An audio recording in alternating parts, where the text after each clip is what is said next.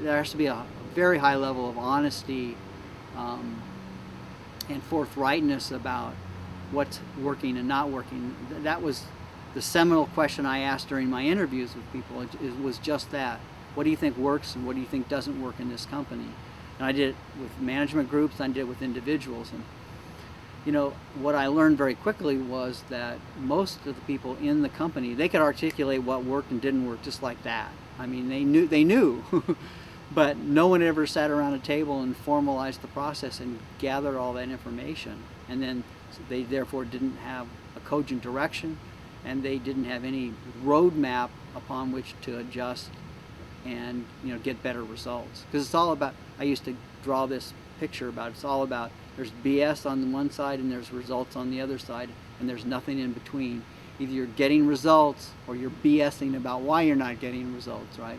And so one of the things as a facilitator you always did was try to break that bubble, right? If everybody was sitting around a table lying to each other, then that was going to be your mission here, was to get them to admit to what was really going on and confront it, and then set a course of direction. So would people get happy once they start getting on the right track and cutting out the BS?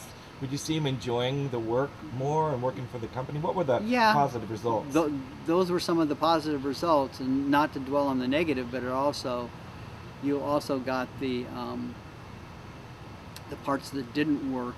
You got those fleshed out, and that sometimes could be very painful. And sometimes I think it's in psychotherapy, it's called projection, where they project back on the therapist all this negative stuff. And that happened to me on occasion. I tell the story. I had one client where the management was all female, and very different dynamics. One of the best dressed companies I've ever seen, and very, very successful, made tons of money. And I interviewed everybody, and everybody told me, literally everybody told me, that this one individual was poisoning the group. It was an unhealthy, dysfunctional family, right? And so, but no one would say a word, because the person who did the poison was a part owner in the company. And so I called him on it, and I put it down in black and white. I said, here's the results of my interview, and here's what everybody said and the person was in the room. She was sitting across, and literally everybody in the room except me was crying, right? And it was a very emotional, traumatic experience, and it took them a long time to assimilate. In fact, long after I left as their consultant, I had the owner come back and say, you were right, ultimately, we needed to confront that. We lived with it for 3 or 4 years because it was painful, and yet, it didn't work, and we should have done something about it. So it worked both ways. I was an enabler in the sense of taking the positive things that were going on in the company and reinforcing those and institutionalizing them and empowering people to accomplish them. But sometimes there were dysfunctional things that needed to be addressed, and bluntly so.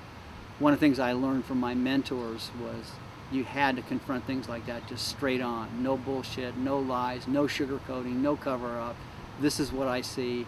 And sometimes that got you crossways with the client, because they didn't want to hear that, or they didn't believe it, or I wasn't infallible either. Sometimes I guessed wrong. But usually, as you said, after you do a couple hundred of these, you see the signs.